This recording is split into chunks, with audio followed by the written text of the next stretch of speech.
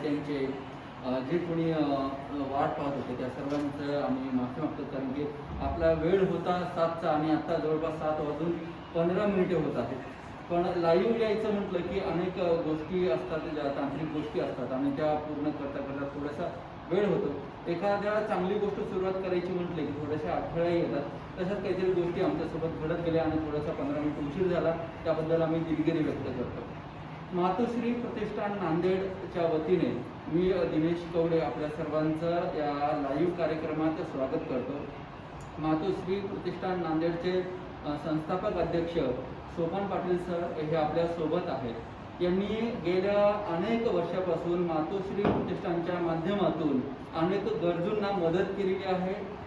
समाज उपयोगी त्यांनी वेगवेगळे कार्य केलेले आहेत आणि वेगवेगळे कार्य करत असताना आता संपूर्ण भारत नाही तर संपूर्ण जग हे कोरोनासारख्या महामारीच्या संकटामध्ये असताना ते कसे मागे राहतील, या काळातही त्यांनी आपण घरात न बसता स्वतःची कसलीही पर्वा न करता स्वतःकडे दुर्लक्ष करून त्यांनी जे गरजू आहेत, जे कोरोनाबाधित आहेत, ज्यांना खरीच गरज आहे, अशा पेशंटपर्यंत, अशा लोकांपर्यंत ते पोहोचले आणि त्यांना सर्वतोपरी मदत करण्याचा त्यांनी प्रयत्न केलेला आहे. खरंच सोपान पाटील सारखे समाजसेवक या देशाला, या महाराष्ट्राला आणि नांदेडसारख्या जनतेसाठी ते कार्यरत करत आहेत. त्याबद्दल खरंच त्यांचे सोपान पाटील सर तुमचे खूप खूप आभार. आज त्यांनी हा एक लाईव्ह कार्यक्रम ठेवलेला आहे. आम्ही तुमच्या सगळ्यांची अनुमती घेऊन मास्क काढतो, म्हणजे जेणेकरून तुम्हाला आवाज व्यवस्थित येईल. सोपान पाटील यांनी आज मातोश्री प्रतिष्ठानच्या वतीने एक लाईव्ह कार्यक्रम ठेवलेला आहे. त्याचा उद्देशही तोच आहे, कारण की तुमच्या माझ्या सर्वसामान्यांच्या मनामध्ये कोरोनाविषयी खूप भीती निर्माण झालेली आहे. मग ती भीती योग्य आहे की अयोग्य आहे, की आपण काही विनाकारण खूपच काळजी करतोय की काळजी करायलाच नाही पाहिजे, की काय उपाययोजना करायला पाहिजे, या संदर्भात अनेक ठिकाणाहून, म्हणजे यूट्यूब असेल, व्हॉट्सअप असेल, या अनेक ठिकाणाहून अनेक मेसेज येतात, अनेक व्हिडिओ येतात. मग ते योग्य आहेत का? मग आपण कोणाचं ऐकायचं, यांचं ऐकायचं आहे की यांचं ऐकायचं? अनेक संभ्रम निर्माण झालेले आहेत. सुरुवातीला हे व्हिडिओ आपल्याला खूप चांगले वाटले की ठीक आहे, आपल्याला काहीतरी मार्गदर्शन मिळतं. पण नंतर असं होत गेलं की त्याच्यामध्ये खूप तफावत निर्माण झाली, जे की दोन तज्ज्ञांच्या विचारांमध्ये तफावत निर्माण झाली आणि ते व्हिडिओ आपल्यापर्यंत आले आणि आपण संभ्रमात पडलो. पण अशा वेळेस एखाद्या तज्ज्ञ डॉक्टरांनी जर आपल्याला मार्गदर्शन केलं, जे ॲक्च्युअली या कोविड काळामध्ये प्रॅक्टिस करत आहेत, अशा डॉक्टरांनी जर मार्गदर्शन केलं, तर तुमच्या माझ्या सर्वांच्या मनातील जे सर्वसामान्य कोरोनाविषयीचे जे प्रश्न आहेत ते दूर होऊ शकतात. हे एक प्रामाणिक भावना घेऊन आज सोपान पाटील यांनी एक लाईव्ह कार्यक्रम ठेवला, जे म्हणजे कोरोनाविषयीचे मार्गदर्शन. आणि या मार्गदर्शन कार्यक्रमात डॉक्टर आहेत ते म्हणजे डॉक्टर प्रमोद आंबाळकर. गेली 27 वर्षापासून ते वैद्यकीय क्षेत्रामध्ये कार्यरत आहेत आणि महत्त्वाचं म्हणजे गेल्या कोरोना काळातही त्यांनी खूप छान काम केलं कोरोनाविषयी आणि याही वेळेस या सेकंड लाटेमध्येही त्यांनी गोरगरिबांसाठी खूप छान काम करत आहेत. ते अविरत सेवा देत आहेत. तर मी डॉक्टर प्रमोद आंबाळकर सरांना विनंती करतो की त्यांनी इथे मंचावर यावं आणि सोपान पाटील सरांना मी विनंती करतो की त्यांनी सरांचं स्वागत करावं.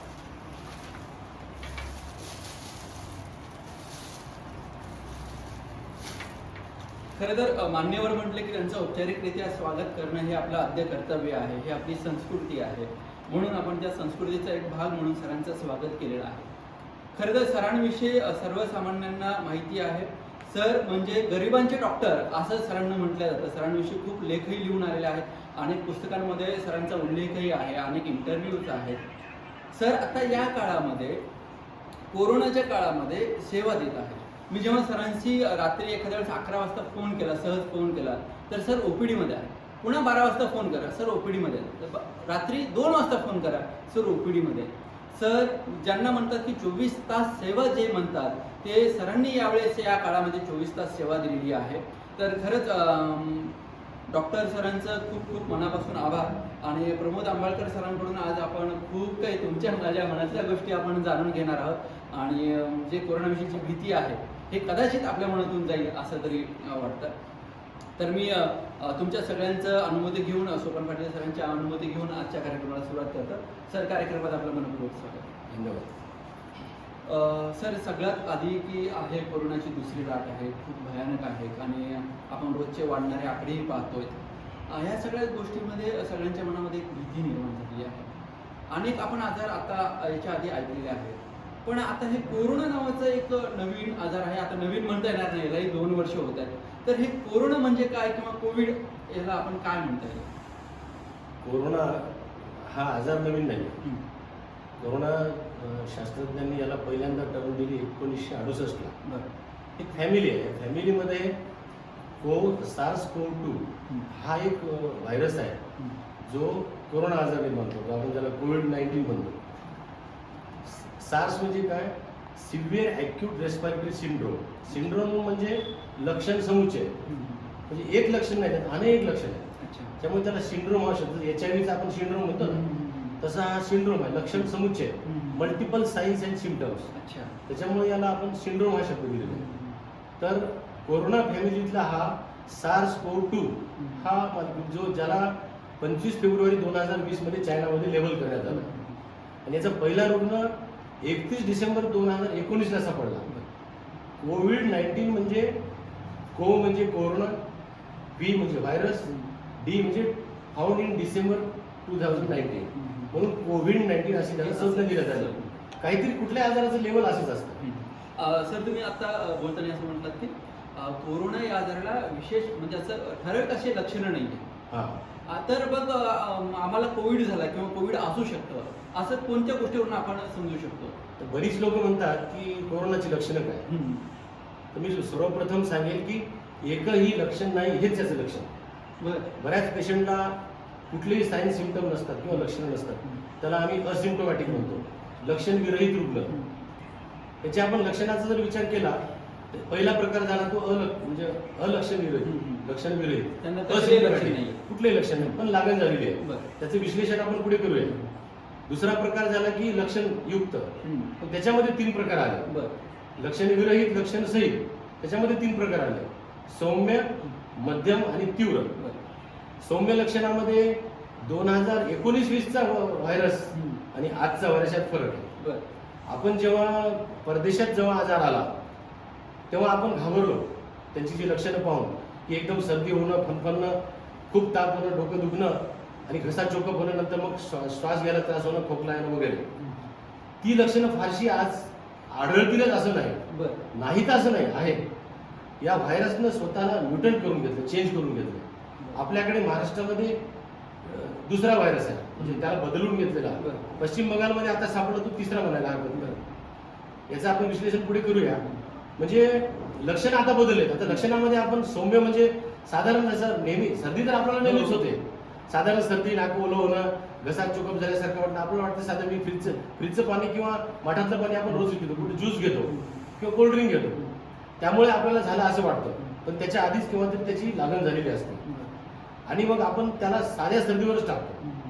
आणि मग मध्यम लक्षणं कशी की या साध्या सर्दीला समजून आपण दुर्लक्ष करतो, मग हे मध्यम स्वरूपात जातं. मध्यम म्हणजे पुन्हा मग गळा चोकअप होणं आणि मग त्याच्यानंतर मग श्वास घ्यायला त्रास होणं आणि मग श्वास लागणं, दम लागणं, खोकला येणं, कफ येणं. सुरुवातीला ड्राय खोकला असतो, नंतर कफ येणं. अशी म्हणजे तीव्र स्वरूपाची लक्षणं असतात. अशी म्हणजे याची लक्षणाची वर्गवारी करता येईल. पण आता जी लक्षणं सापडतात ते जितकी, समजा 50 पेशंट आले तर 50 प्रकारची लक्षणं सापडतात. कोणाला सर्दी आहे, कोणाला डोकं दुखते, काही पेशंट असतात फक्त मला चव नाही, मला फक्त चवीसाठी गोळी लिहून द्या, तपासू पण नका. म्हणजे असे वैविध्यपूर्ण पेशंट होतात. कोणी म्हणतं मला फक्त भूकच लागत नाही, बाकी काहीच नाही. काही लोक म्हणतात मला फक्त अशक्तपणा, ताप नाही, खोकला नाही, सर्दी नाही, कोरोना वगैरे काय नाही. म्हणजे असे पेशंट पाहिले की फक्त मला सलाईन लावा, मला फक्त अशक्तपणाचं टॉनिक द्या, मला फक्त जेवण जात नाही त्याचं टॉनिक द्या, माझी जीभेची चव गेली त्याचं टॉनिक द्या, मला कसलाही वास येत नाही त्याची काहीतरी गोळी द्या, मला फक्त अंग दुखतंय, मला फक्त सांधे दुखतात. म्हणजे असे वैविध्यपूर्ण लक्षणं या दुसऱ्या वर्षीतल्या या दुसऱ्या लाटेमध्ये सापडतात. त्याच्यामुळे मला हे लक्षण आहे म्हणजेच कोरोना आहे असं असलं तरच कोरोना हे डोक्यात न काढा. मग याच्यावर काय उपाय करता येईल की मला एखादा साधा सर्दी झाला असेल किंवा कोरोनाची सर्दी असेल किंवा माझा अंग दुखत असेल तर मी काय करायला पाहिजे? ठीक आहे, प्रथमोपचार म्हणून तुम्ही काही गोळ्या घेऊ शकता. पण माझा असा स्पष्ट सल्ला आहे की कुठलंही तुम्हाला कणकण असेल, जेवण जात नसेल किंवा मी आता वर्णन केलेल्या जेवढ्या लक्षणांपैकी काही असेल, संडास आताच्या या प्रकारामध्ये दुसऱ्या लाटेमध्ये पोट बिघडतंय, संडास लागते, खूप संडास लागते, पोट बिघडतं, चव लागत नाही. बऱ्याचदा आम्ही सुरुवातीला टायफॉइडचं कन्फ्युजन झालं.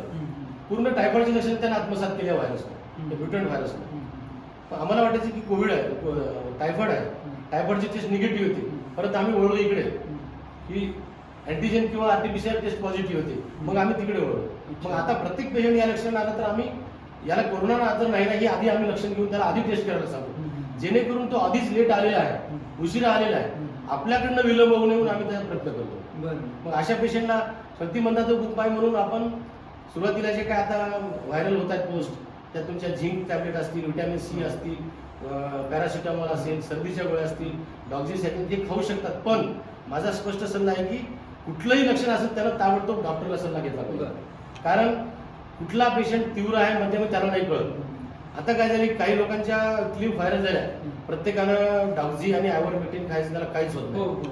त्यामुळे माझं असं स्पष्ट म्हणणं आहे, हे चुकीचं नाही, पण आपण चुकीचं घेतो, जनता चुकीचं त्यातला अर्थ घेते. बरोबर. लोकांनी काय केलं, असो नसो प्रत्येकाने डॉक्झिसायक्लिन खाल्लाय, आयव्हरमेक्टिन खाल्लाय. बरोबर.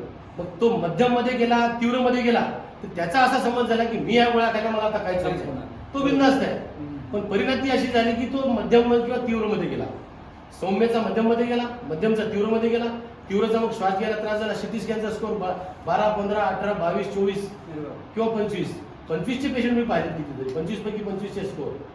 तर अशा प्रकारे त्याचे दुष्परिणाम झाले गोळ्या खाणाऱ्याचे. म्हणून माझा असा स्पष्ट सल्ला आहे की प्रत्येकाने डॉक्टरचा सल्ला घ्यायचा. आणि असो नसो आम्ही तर माझ्याकडे येणाऱ्या प्रत्येक पेशंटला विकनेस वगैरे काही असो, प्रत्येक पेशंटला आवर्जून त्याला टेस्ट करायला होतो. आणि त्याला ती किती महत्वाची ती पटवून देतो, लोक तर ऐकतात पण.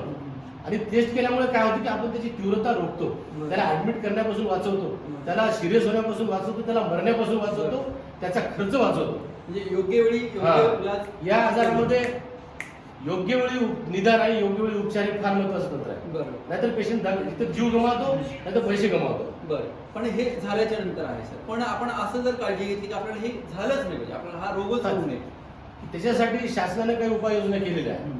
की आपण म्हणतो किंवा बरेच लोक मला म्हणतात आजार होण्याचा लॉकडाऊनचा काय संबंध आहे, कर्फ्यूचा काय संबंध आहे. की जेव्हा जनसंख्या खूप जास्त आहे, लोकसंख्या खूप जास्त आहे आणि एवढी मॅच्युरिटी आपल्याकडे नाही आहे, आपल्याकडे शिकलेले सुद्धा अडाण्यासारखे वागतात, अडाण्याचा तो विचारायचाच प्रश्न नाही. आणि एखाद्याला म्हटलेलं शिक्षकाला तू मास्क घाल, आधी एंट्री करताना कॅबिनमध्ये मास्क बरोबर लाव, त्याचं तोंड उघडं असतं, तोंड झाकलेलं असतं, नाक उघडं असतं, बऱ्याचदा हनवटीवर, म्हणजे डॉक्टरांनी मला ओळखलं पाहिजे म्हणून तो मास्क काढून येतो, म्हणजे त्याचा व्हायरस माझ्या हातात घुसतो. म्हणजे आम्ही सांगतो तू आधी मास्क लाव, मी ओळखलं तुला, तू मास्क लाव आधी. मग डिस्टन्सिंगचं महत्व काय की जेणेकरून लोकसंख्या खूप जास्त आहे, लॉकडाऊनमुळे लोकांचा एकमेकापासून संपर्क कमी होईल, म्हणजे जी साथीचा जो वेग आहे तो वेग कमी होईल. म्हणजे एका दिवसामध्ये एका शहरामध्ये 10 लाख लोक एकमेकाला भेटतात, 10 लाखातले 1 लाख लोक जर बाधित असतील तर 1 लाख लोक कमीत कमी 4 लाख लोकांना बाधित करतील, ते 4 लाख दुसऱ्या 16 लाख लोकांना बाधित करतील. अशा प्रकारे या रोगाचं नियंत्रण करण्यासाठी लॉकडाऊन हा सार्वत्रिक महत्वाचा उपाय आहे. हा झाला शासनातर्फे सार्वत्रिक उपाय. त्यानंतर आपल्या आपसामध्ये, समाजामध्ये, कुटुंबामध्ये आपण एकमेकापासून किमान 1 मीटरचं 6 फुटाचं अंतर ठेवलं कुटुंबामध्ये. कारण बोलताना मला इन्फेक्शन आहे मला माहित नाही ना, आपण अंतर ठेवलं, इन्फेक्शन असलं तरी तुम्ही 6 फुटावर असाल तर 6 फुटापर्यंत ड्रॉपलेट इन्फेक्शन आपल्या तुषारातून, बोलण्यातून जे तुषार बाहेर पडतात त्या तुषारात ते जंतू असतात, विषाणू असतात, ते विषाणू 6 फुटाच्या पलीकडे जात नाही, त्याच्यामुळे माझ्याकडून तुम्हाला होणारी बाधा टळते. म्हणून डिस्टन्सिंग महत्वाची आहे. मास्क का लावायचं, मी बाधित आहे, माझे विषाणू तुम्हाला जाऊ नये, मी जर लावलं तर तुम्हाला 50% फायदा होतो, तुम्हाला पण लावलेला असेल तर 100% फायदा होईल. मग काय लोक त्याला लावलेला आहे ना, मी लावायची काय गरज आहे, 50% रिस्क आहे ना, त्याच्या अंगावर आलेले जंतू इकडून तिकडून मध्ये घुसू शकतात. म्हणून दोघांनाही मास्क पाहिजे, मास्क हे प्रॉपर पाहिजे, N95 पाहिजे, ही चांगली गोष्ट आहे, सगळ्यांनाच N95 घडेल मिळेल याची गॅरंटी नाही. कपड्याचंही 2 मास्क ठेवा, सकाळचं दुपारपर्यंत वापरा, ते वापरल्यानंतर स्वच्छ धुवा, साबणाच्या पाण्यात त्याला हिसळा, त्याला चोळू नका, हिसळा, कोमट पाण्याच्या साबणामध्ये त्याला हिसळा आणि वाळू घाला, सकाळचं दुपारपर्यंत, दुपारचं संध्याकाळपर्यंत वापरा. आता आम्ही 24 तास मेडिकल फील्डमध्ये काम करतो, माझे रोजचे 4 मास्क असतात, मी 4-4 तासाने चेंज करतो, माझ्याकडे 20-21 मास्क आहे आणि ते मास्क ते वाळून असे लावलेले असतात झालं, दररोज हे 4 वापरायचे, उद्या हे वापरायचे, ती माझी बायको काळजी घेते. तर या प्रकारे आपण काळजी घेतली तर आपल्याला त्याचा प्रसार रोखता येतो. पण बरेच आणि अजून एक प्रकार आहे की हँड सॅनिटायझर. साबण असेल, जरूर नाही की तुम्हाला सॅनिटायझरच पाहिजे, स्पिरिटच पाहिजे, अल्कोहोलच पाहिजे. आपण साध्या साबणीच्या पाण्याने जरी वारंवार हात धुतले तर लोक म्हणतात हात केव्हा धुवायचे. मी दिवसभर घरातच आहे, हात धुवायची गरज नाही. तुम्ही बाहेर गेलात, एखाद्या वस्तू खरेदीला गेलात, किराणा दुकानावर गेलात, बेकरीवर गेलात, दूध आणलं, तिथं संपर्क येतो, हात लागतो, कुठेतरी पैशाला हात लागतो. अशा वेळेस आपण बाहेरून आल्याबरोबर कपडे चेंज केले पाहिजे, हातपाय धुतले पाहिजे, कुंभोना आंघोळ घेतली तर अजून चांगलं, आणि हात सॅनिटाईज केले पाहिजे. हा प्रकार झाला प्रतिबंधात्मक उपाय.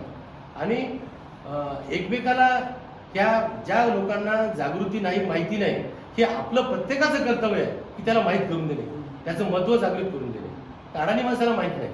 आजही खेड्यातला माणूस कोरोना कशाचा आलाय, मला साधी सर्दी आहे, तुम्ही उगं गोळ्या इंजेक्शन द्या, मला पटकन ढोरं सोडायचे. बाबा तू आधी माणूस हो, तू ढोरापासून आधी माणूस हो. कारण आता मला पाहतो मी सांगितल्याचं निदान केलंय, ठीक आहे, तुला ऍडमिट व्हायची गरज नाही, पण मी स्पष्ट खेड्यातल्या लोकांना एकच उदाहरण देतो. कोंबडी खुड होणं माहिती आहे हो, काय असते ती बिलकुल घराच्या बाहेर निघत नाही. बस कोंबडी खुड झाल्यासारखं तू घराच्या बाहेर निघू नको. ते उदाहरण पटते लोकांना. तू बाहेर, मग दुसऱ्या दिवशी 5 दिवसांनी जेव्हा फॉलोअपला आम्ही बोलवतो तर त्याच्यासोबत मुलगा आलेला असतो. बस मग तुम्ही आराम केला की नाही, साहेब ताप येतेच आहे, आराम केला की नाही, पोरगा सांगतो नाही आराम करतो बाबा, ते ढोर सोडायला रोज चाललाय, चारा पाणी करायला रोज चाललाय. म्हणजे हा प्रकार चांगला नाही. कुठल्याही विषाणूजन्य आजारामध्ये विश्रांतीला फार गरज आहे. मी म्हणेल 75% मेडिसिन विश्रांती आहे. म्हणजे याच्यामध्ये अशक्तपणा फार येतो, विकनेस, अंगदर्द, बदन दर्द जो रहता है, अंग खूप दुखते, सांधे दुखतात, याच्यावर परिणाम होतो. आणि पाणी भरपूर प्यायला पाहिजे. पाणी, लिक्विड, नारळ पाणी, ज्यूस घरी केलेला, बाहेरचा नाही, घरी केलेला ज्यूस, बर्फ न टाकता, किंवा लिंबू सरबत, हे वारंवार घेतले पाहिजे. पाणी भरपूर प्यायला पाहिजे. ताणच नाही, मी काय पाणी पिऊन लोक. किमान 3-4 लिटर पाणी प्रत्येकाने पिलं पाहिजे. उन्हाळ्यात 1 लिटर जास्त पिलं पाहिजे. बाहेर काम करणारे अजून 1-2 लिटर जास्त पाणी पाहिजे. आपण जितकं पाणी पितो तितकं ते बाहेर पडते, श्वासातून, घामातून, लघवीतून, संडासमधून. ते शरीरात राहत नाही, असं आहे. त्याच्यामुळे पाण्याला सुद्धा तेवढंच महत्व. म्हणजे आपलं बॉडी जे डिहायड्रेट झाले ते रिहायड्रेट केलं पाहिजे. हा महत्वाचा मुद्दा आहे. बरेच जणांचा असा मुद्दा आहे की जे मास्क लावत नाही, त्यांना असं वाटतं की मास्क सतत चेहऱ्याला राहिल्यामुळे हे झाल्यासारखं होतं, दम लागल्यासारखं होतं, किंवा त्याच्यामुळेच मला कोरोना होत असेल, किंवा मास्क लावून असा बऱ्याच जणांचा गैरसमज असतो ग्रामीण भागामध्ये. तर मास्क लावल्यामुळे काही श्वसन यंत्रणेवर किंवा ऑक्सिजनवर काही परिणाम पडतो? काही प्रमाणात ही गोष्ट सत्य आहे. कारण आपण ऑक्सिजन घेतो आणि कार्बन डायऑक्साईड बाहेर सोडतो. म्हणजे आपला त्याज्य वायू, आपल्या शरीरातला त्याज्य वायू आपण परत काही अंशी पूर्णतच, समजा आपण 100 मिलीग्राम बाहेर पडला तर 100 मिलीग्राम तो मध्ये जात नाही, पण 30% 40% तरी जाईलच तो. त्याच्यामुळे आपली प्रतिकार शक्तीवर फरक पडतो. गुदमरल्यासारखं होतं, चिडचिड होतं. आता आम्हालाही, आम्ही पेशंट गेला की थोडासा गॅप ठेवतो आम्ही दुसऱ्या बोलवण्यामध्ये. मास्क असं, आणि मास्क काय करतात लोक, असं कुठेही धरून असं उचलतात, जसे काय मजबुरी आहे. बरोबर, तसं नाही करायचं. आपल्या हाताला जंतू असतात ना, तर हे साईडला कानपट्टीवर ज्या दोऱ्या असतात त्याला धरून काढायचं आणि त्याला धरूनच लावायचं. ते कुठे टच, असं कुठे ठेवतात, असं कुठे नाही ठेवायचं. तर त्या आपल्याला मध्ये मध्ये गॅप केला पाहिजे. आणि जेव्हा तुम्ही घरात एकटेच आहात तेव्हा मास्क वापरायची गरज नाही. जेव्हा 2 व्यक्ती किंवा अनेक व्यक्तींच्या तुम्ही संपर्कात आहात, बाहेर जातात, तेव्हा त्याची गरज आहे. बरोबर, मास्कची.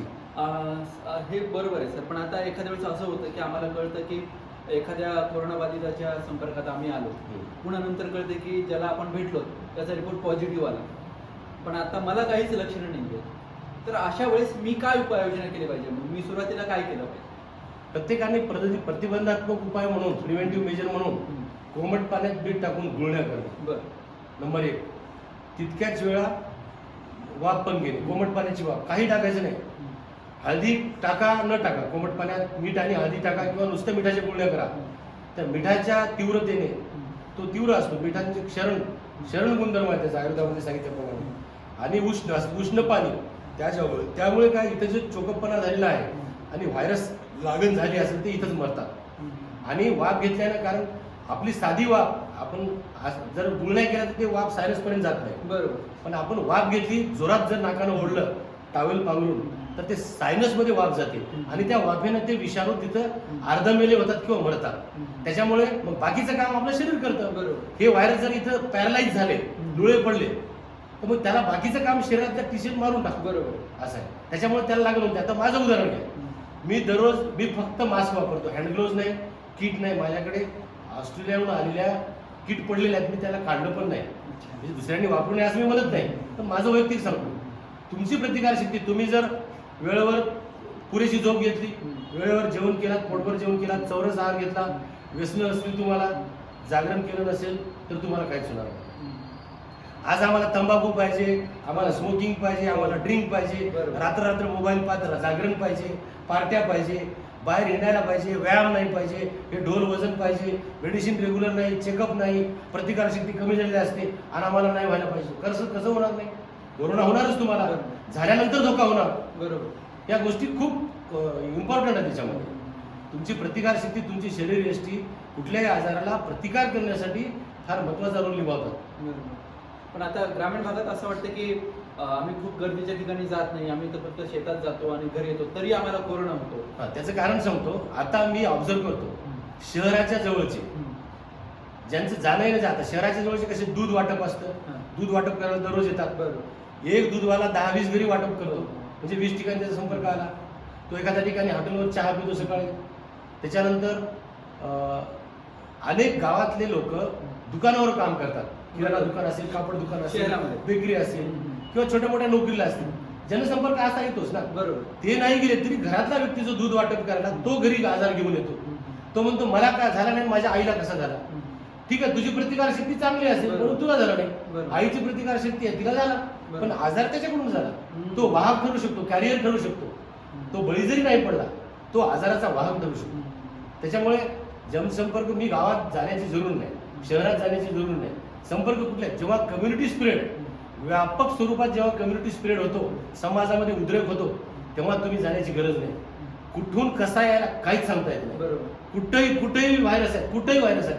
पृष्ठभागावर आहेत, कपड्यावर आहेत. आता मग पाहतो बायका, आमच्याकडे आमच्या रिसेप्शनिस्टला स्ट्रिक्टली वॉर्निंग दिलेली आहे, मास्क पाहिजेच पाहिजे, रुमाल, आम्ही म्हणतो सुडका बांधायचं नाही, रुमाल स्कार्फ बांधायचं नाही. कारण आता एवढा मोठा, आता पाटलांनी जे रुमाल बांधलेला आहे, एवढा मोठा रुमाल आहे, त्या किती ठिकाणी पृष्ठभागावर लागतो, म्हणजे सरफेस एरिया जास्त झाला.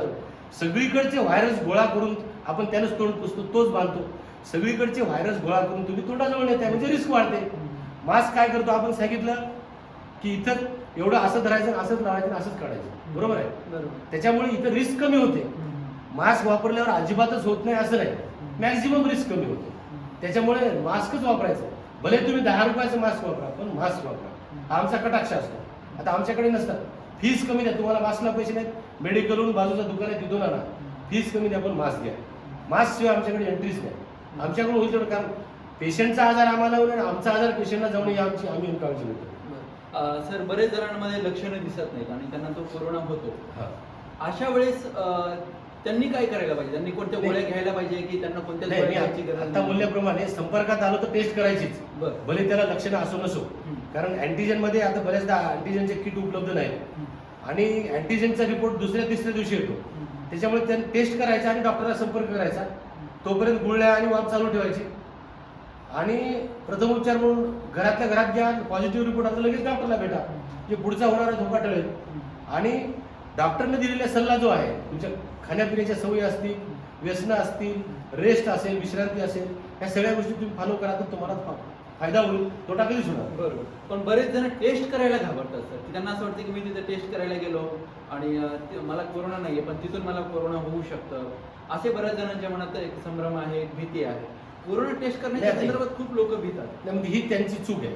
म्हणजे आता समाज, हा प्रश्न केवळ महाराष्ट्रात किंवा भारतात नाही, पूर्ण विश्व याच्यात गुंतलेला आहे. ज्वलंत प्रश्न आहे आणि तुम्ही घाबरताय म्हणजे हा तुमचा वैयक्तिक कमजोरपणा झाला. तुम्ही घाबरताय म्हणजे तुम्हाला मरण जवळ करताय. तुम्ही स्पष्ट म्हणेल, तुम्ही घाबरून किटच तुम्ही टेस्ट करत नाही म्हणजे तुम्ही मनाला जवळ करताय. बरोबर. तुम्ही करणं आवश्यकच आहे. पण त्याची आपलं काम आहे की भीती. मी माझ्या लेकरांना, मी दर 3 महिन्याला चेक करत असतो. मला आतापर्यंत झालं नाही, मी कंटिन्यू काम करतो. मी माझ्या लेकरांना पहिल्यांदा केलं तेव्हा कसं केलं, तुम्ही नुसतं सोबत उभं राहा म्हटलं. मी माझी टेस्ट केली, त्यांना वाटलं काय नाही, पप्पाच्या घशात फक्त काडी टाकली काढली. त्यांची भीती गेली निघून. ते म्हणायचे मला नाही करायची, छोटा मुलगा मुलगी मला नाही करायची म्हणायची. पण माझी टेस्ट करताना त्यांना वाटलं की पप्पाला काही त्रास झाला नाही, त्यांनी इझिली केली. ही पद्धत असते. एखादा घाबरणारा माणूस आहे ना, आपण त्याला सोबत जाऊन दाखवायचं, बघा काही त्रास नाही, तुला काय करायला, ही भीती त्याची निघून जाईल. हे आपलं पण कर्तव्य आहे. कारण समाजामध्ये रोकथाम करण्याचं हे प्रत्येकाचं कर्तव्य आहे. बरोबर. म्हणजे आपल्या देशाला जर या आजारापासून वाचवायचं असेल तर प्रत्येकाचं कर्तव्य, प्रत्येकात जागृती करणं ही मोठी समाजसेवा आहे. बरोबर. केवळ झाडू मारणे म्हणजे नाही, तर आपल्याला आपल्या पद्धतीनं ज्या ज्या बाजूनं आपण सहकार्य करतो ते केलं पाहिजे. सर दुसरी गोष्ट अशी आहे की बऱ्याच जणांना असं की मला कोरोना झाला म्हणजे आता मी मरणार. बरोबर आहे. ही एक मानसिकता झाली. आता माझा कोरोना निघाला, मी पॉझिटिव्ह आलो म्हणजे आता मी मरणार का? किंवा बरेच असे केसेस येतात की त्यांच्या डोक्यामध्ये येते की आपण आत्महत्या करावं का, किंवा असे काही केसेस आलेले आहेत. आणि तर अशा मानसिकतेविषयी किंवा यांच्याविषयी तुम्ही काय सांगाल? खरं आहे तुमचं म्हणणं, तुमची शंका करेक्ट आहे. कारण सांगतो, आपल्या शरीरामध्ये भीती जर असेल, भीतीमुळे केटाकोलामाइन नावाचा एक स्त्राव असतो. त्या स्त्रावामुळे आपले हृदयाचे ठोके, श्वासाचे ठोके वाढतात आणि आपली प्रतिकारशक्ती कमी होते.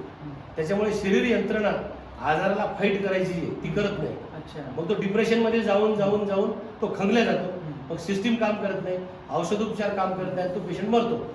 आणि मग ICU मध्ये मी पाहतो 4, 5, 6, 10, 20 पेशंट ऍडमिट आहेत. तिथं मेला. ते 2 मेलेले गुंडाळलेले पाहून हा तिसरा घाबरून मरतो. बरोबर. ऍक्च्युली असं नाही, तुम्हाला मन खंबीर करायलाच पाहिजे. तो मेला म्हणून काय झालं, मी मरणार, कसा मरणार, मी ट्रीटमेंट घ्यालो, मी वेळीच ऍडमिट झालो. ही तुम्हाला तुमची मनाची बाजू तयार करायला पाहिजे. म्हणजे स्पष्ट म्हणेल, डर गया सो मर गया. बरोबर. घाबरायचं नाही. बरोबर. म्हणजे हा जर वेळीच निदान झाला, योग्य उपचार, वेळीच लवकर निदान होऊन वेळीच जर योग्य उपचार झाला तर अतिशय साधा आजार आहे. बरोबर. अतिशय साधा. बरोबर. नाही तर जीव घेणार आजार आहे. तुम्ही दुर्लक्ष केलं तर मग घाबरला तर गेला. बरोबर. समजा तुम्ही वेळेवर उपचार घेतला काहीच नाही, तर काहीच होणार काहीच नाही. आता मी माझ्याहून सांगतो की मी हॉस्पिटलवर गेलो की डायरेक्ट बाथरूम मध्ये जातो, कपडे काढतो, गरम पाण्याच्या बाथरूम मध्ये टाकून देतो आणि तिथंच मी स्नान करतो. बायको असा कोमट पिण्याचा ग्लास हातात घेऊनच उभी राहते. गुळण्या तिथेच नंतर बाहेर वाफ घ्यायची. नंतर मी मध्ये जातो. तो रोज 3 वेळा, सकाळी जाताना, दुपारी हॉस्पिटलून आल्यावर, रात्री आल्यावर, हे 3 वेळा ठरलेलं आहे. त्याच्यामुळे आपल्याला ते बाधा मला दररोज होते, पण तो आजाराची लागण झाली तरी मला ते बाधा करत नाही.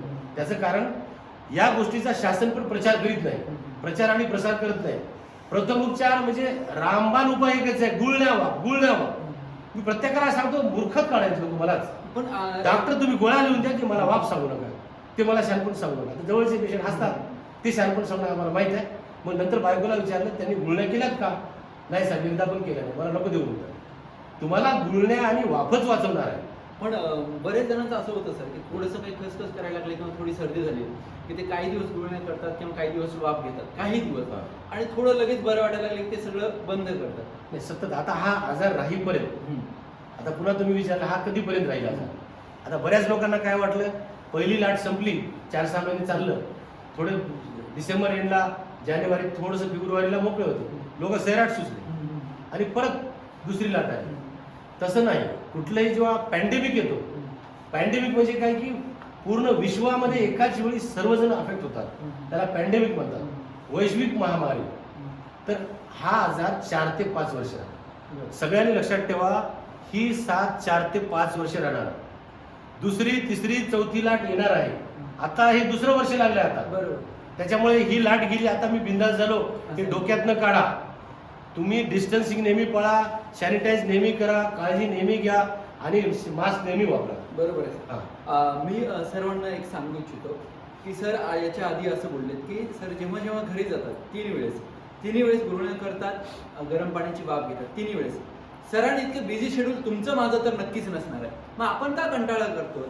आपल्याला अशी कोणती कामं असतात की आपण संध्याकाळी 1 वेळेस सुद्धा आपण वाफ घेऊ शकत नाही?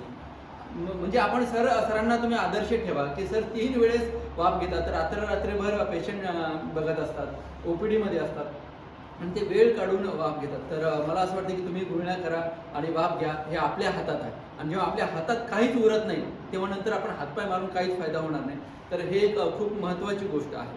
दुसरी सर एक महत्त्वाची गोष्ट अशी आहे की बरेच जणांचं असं म्हणणं आहे की मला एकदा कोरोना होऊन गेला म्हणजे पुन्हा मला आता कोरोना होणार नाही, किंवा झाला तरी खूप म्हणजे जीवावर बेतणार नाही, असा एक समज आहे. तो योग्य आहे की अयोग्य आहे? नाही, योग्य नाही. आता मी सांगतो तुम्हाला, कोरोना एकदा झाला, तुमच्या शरीरामध्ये अँटीबॉडी डेव्हलप होतात. हे अँटीबॉडी 4-6 महिने चालतात. पुन्हा त्याची तीव्रता, त्याची काम करायची तीव्रता कमी होते, त्याची ताकद कमी होते. त्यानंतर तुम्हाला दुसऱ्यांदा कोरोना होऊ शकतो. अजून एक त्यात दुसरं पुढे जाऊन बोलायचं म्हणजे त्यावेळेस तुम्हाला सौम्य स्वरूपाचा कोरोना झाला असेल तर तुमच्या शरीरात फारशा ऍक्टिव्ह अँटीबॉडी तयार होत नाही, त्याला प्रतिपिंड म्हणतो आपण, प्रतिपिंड अँटीबॉडीला, तर त्या फारशा तयार नाही झाल्या तर तुम्हाला डबल होऊ शकतो. हा एक प्रकार झाला. दुसरा प्रकार असा की आता बघा, आता म्युटंट झाले व्हायरस, प्रत्येक सजीवाला, मग तो विषाणू असेल, जीवाणू असेल, परजीवी असेल, प्राणी असेल, मनुष्य असेल, पक्षी असेल, सरपटणारा प्राणी कीटक असेल, प्रत्येकाला आपल्याला जगायचा हक्क आहे आणि तो धडपडण्यासाठी जन्मसिद्ध त्याला जिवंत राहण्यासाठी त्याचं जन्मसिद्ध हक्क असल्यामुळे धडपडतो. बरोबर. हा व्हायरस पण, अच्छा तुम्ही माझ्यावर रेमडेसिवीर घालता का, तुम्ही माझ्यावर अँटीबायोटिक करता का, थांबा मी स्वतःला चेंज करून घेतो. म्हणून त्यानं स्वतःमध्ये बदल करून घेतला, त्याच्यामध्ये म्युटंट आले, दुसरा आला, तिसरा आला. मग आता तुमच्यामध्ये अँटीबॉडी खूप प्रमाणात डेव्हलप झाल्या, पण व्हायरसच आता चेंज होऊन आला. म्हणजे हा दिनेश कवडेच आहे, पण आता रूप साधन, आता तुमची फ्रेश कट आहे, हा जॅकेट आहे, पुन्हा तुम्ही धोतर शर्ट कमीज घालून आलात, फेटा बांधून आलात, मी ओळखलंच नाही तुम्हाला. बरोबर. मग ते अँटीबॉडी आपल्या शरीरामध्ये टी सेल असतात. कुठलाही आता आपल्या शरीरात इन्फेक्शन झालं, कुठलंही होऊ द्या, मलेरियाचं होऊ द्या, डेंग्यूचं होऊ द्या, किंवा कावीळचं होऊ द्या, कोरोनाचं होऊ द्या, की आपल्या शरीरात बी सेल आणि टी सेल असतात. तर टी सेल काय करतात, नेहमी सतर्क असतात, सैनिकासारख्या. कुठलंही फॉरेन बॉडी, विषाणू किंवा काही आलं की पटकन त्याला मारून टाकतात. मग एकदा काय, आता कोरोनाचा विषाणू आला की त्याच्या अँटीबॉडी तयार आहेत, मग ते पुन्हा आले की त्याला मारून टाकतात, आपल्यापर्यंत येऊ देत नाही. पण दुसऱ्यांदा कोरोना होतो म्हणजे हे तुम्ही भूल दिली, त्याला चकवा दिला. अच्छा, म्हणजे घोंगडं बांधून आला तुम्ही, रूप बदलून फेटा आला. रूप बदलून आला तुम्ही. आमच्या टीचरने तुम्हाला ओळखलंच नाही हो, मग आम्ही कसं काय म्हणणार, आम्हाला वाटलं चांगला पाहुणा आहे, आम्ही तुमचं स्वागत केलं, त्याच्यामुळे कोरोना झाला. हा दुसरा प्रकार. म्हणजे कृपया डॉक्टर किंवा सुज्ञ मंडळी असेल तर त्यांना कदाचित हे थोडं साधं व्याख्यान वाटेल, पण माझा केंद्रबिंदू हा सामान्य माणूस आहे. बरोबर. माझं व्याख्यान, माझं मार्गदर्शन अतिशय अडाणी, गरीब, शेतातला शेतमजूर, हमाल या लोकांना डोळ्यासमोर ठेवून मी उदाहरणं देतोय किंवा बोलतोय. बरोबर. हे कृपया लक्षात घ्या. म्हणजे सर्वसामान्य सुशिक्षितांना कदाचित हे साधं वाटेल, पण मला खरी गरज ज्या लोकांना आहे त्यासाठी मी हा मार्गदर्शनाचा कार्यक्रम ठेवलेला आहे. कृपया समजून घ्या. नाही, पण सर्वसामान्यांपर्यंत ही गोष्ट कळणं गरजेचं आहे, त्यांनाच गरज आहे. गरजेचं खरी आहे. गरज त्यांना आहे. आणि खरी गरज त्यांना आहे. तर सर, दुसरं एक आणखीन एक काय आहे माहिती का, कोरोनामध्ये समज गैरसमजच जास्त आहे. बरोबर. त्यामुळे दुसरा एक गैरसमज असा आहे की आता कोविडचे लस निघालेले आहे, वॅक्सिन निघालेलं आहे. बरेच जणांना असं वाटतं की मला ते वॅक्सिन घेतल्यावरच मला कोरोना होतो, कारण की बरेच जणांचं असं म्हणणं आहे की वॅक्सिन घेतल्यावर मी मरेल, असा एक समज निर्माण झालेला आहे. तर कोवॅक्सिन किती काम करते किंवा त्याचे साईड इफेक्ट आहेत का, किंवा ते कोणी घेतलं पाहिजे या संदर्भात थोडीशी. सर्वात आधी मी कोणी घेऊ नये हे सांगेन. हा, आता हा आजारच 1 वर्षापूर्वीच आहे, 1.25 वर्ष झालं. आजारच नवीन असल्यामुळे याच्यावर फारसं संशोधन झालं नाही. जसे जसे दिवस जातात थेऱ्या चेंज होतात, त्याचे सिद्धांत चेंज होतात. तर हा नवीन असल्यामुळे लसीकरणाचं लस जी निर्माण झाली ही पण फारशी रिसर्च न झालेली आहे लस, त्यामुळे घेऊ नये असं मी म्हणत नाही, पण कोणी घेऊ नये हा मुद्दा मी आधी सांगेन. गरोदर माता ज्यांच्या पोटात अर्भक आहे, गर्भ आहे, त्यांनी अजिबात घेऊ नये. स्तनपान करणाऱ्या माता, दूध पाजणाऱ्या माता, त्यांनी अजिबात घेऊ नये. आणि 18 वर्षाच्या आजची मुलं जी उद्याचं भविष्य आहे, कारण काही झालं तरी यांना होऊ नये. माता ही उद्याची पिढी निर्माण करते, तिच्या पोटात एक उद्याची पिढी आहे आणि स्तनपान करते म्हणजे ती पिढी जगते, तिच्यावरून जगते. त्यामुळे या तिघांना द्यायचं नाही. का द्यायचं नाही, तर ही लस नवीन असल्यामुळे फारसं संशोधन याच्यावर झालेलं नाही, म्हणून द्यायची नाही. ते का वेगळे आहेत का असा भाग नाहीये. आजचा छोटा मुलगा उद्या मोठाच होणार आहे, पण त्याच्यावर संशोधन झालं नाही. संशोधन हे हजारो रुग्णांवर शेकडो दिवस व्हायला पाहिजे, त्याचा रिसर्च झाल्यानंतर ते बाहेर यायला पाहिजे. आता या लोकांवर फारसं संशोधन झालं नाही, म्हणून तूर्त तरी यांना द्यायचं नाही. हा जरा एक मुद्दा. दुसरा मुद्दा, लस कुणी घ्यायची, सगळ्यांनी घ्यायची. 18 वर्षावरील 100, 125 किती वर्ष असो त्या सगळ्यांनी घ्यायची. आणि झाल्यावर मला कोरोना होता ही जी गैरसमज आहे, त्याचं कारण लस घेतली आणि त्याला कोरोना झाला. याच्यात एक शक्यता अशी आहे, लस घेण्याच्या आधीच त्याला लागण असू शकते. बरोबर आहे. समजा 1 तारखेला त्याला लागण झाली आणि लस घेतली 8 तारखेला, त्याला लस होती. नेमका 7-8 दिवस, 10 दिवस, 14 दिवस इन्क्युबेशन पिरियड आहे. म्हणजे आजाराची लागण झाल्यावर 5 ते 6 दिवस, जास्तीत जास्त 14 दिवसापर्यंत लक्षणं निर्माण होतात. जसं अंकुर आहे, बीज तुम्ही 1 तारखेला टाकलं, 5 ते 7 तारखेला जमिनीतून अंकुर. मी 1 तारखेला अंकुर पेरलं, जमिनीमध्ये. 3 तारखेला सोपान पाटाला विचार इथं काय, ते म्हणतील काहीच नाही. बरोबर. 7 तारखेला परत त्याच ठिकाणी दाखवला मुद्दा, इथं काय, ते म्हणतील अंकुर आला. म्हणजे या ठिकाणी लागण झालेली आहे पण आजार निर्माण झालेला नाही, म्हणजे लक्षणं निर्माण नाही झाली. बऱ्याच लोकांना काय की सुप्त अवस्थेत याच्याविषयी असंच असते. 3 महिन्यापर्यंत लागण झाल्यावर 3 महिन्यापर्यंत दाखवतो, म्हणून 3 महिन्यांना 3दा टेस्ट करतो आपण. 3दा जर निगेटिव्ह आली तर त्याला HIV नाही. तसंच या आजाराचं असं आहे की तुम्हाला सुप्त अवस्थेमध्ये असिम्प्टोमॅटिक असताना लागण झाली आणि त्या दरम्यान तुम्हाला जर लस घेण्यात आली तर तुम्हाला आजार दाखवू शकतो. एक हा मुद्दा झाला. दुसरा मुद्दा, लस घेतल्यानंतर त्याला ताप आला, साधारणतः 1-2 दिवसात 3 दिवसामध्ये त्याला ताप, कणकण, अंगदुखी, अशक्तपणा येतो. आणि ही नॅचरल लक्षणं आहेत, येणारी लक्षणं आहेत, चांगली लक्षणं आहेत. पण अशी तीव्र म्हणजे तुम्हाला ती लस चांगलं काम करते हे सिद्ध होते. तुम्हाला काहीच झालं नाही म्हणजे काम करत नाही असंही नाही, पण येतात. प्रतिकार शक्तीवर अवलंबून आहे, तुम्ही त्याला बॉडी तुमची किती रिस्पॉन्स देते किती नाही हे प्रत्येकाचं शरीर आहे. त्याच्यामुळे ते आलं म्हणजे त्याला आजार समजायचा नाही, लगेच कोरोना टेस्ट करायची नाही, डॉक्टरचा सल्ला घ्यायचा. आपल्याकडे आजकाल एक फॅन झाली, डॉक्टरचा काय सल्ला घ्यायचा, तिथे 4 तास 10 तास कशाला घालायचं, त्याला फीस कशाला द्यायची, हा एक समज झाला. मग त्या तुम्ही असं न करणं म्हणजे जीवाशी खेळ आहे. म्हणजे असं म्हणत नाही की एक्स डॉक्टरकडे जा, तुमची ज्या डॉक्टरवर श्रद्धा आहे तिथे जा, ज्यांच्यावर विश्वास आहे तिथे जा.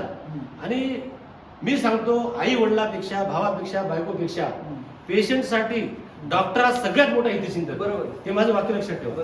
डॉक्टर कधीही तुम्हाला चुकीचा सल्ला देणार नाही. हा, आता राहिला प्रश्न गैरसमजाचा.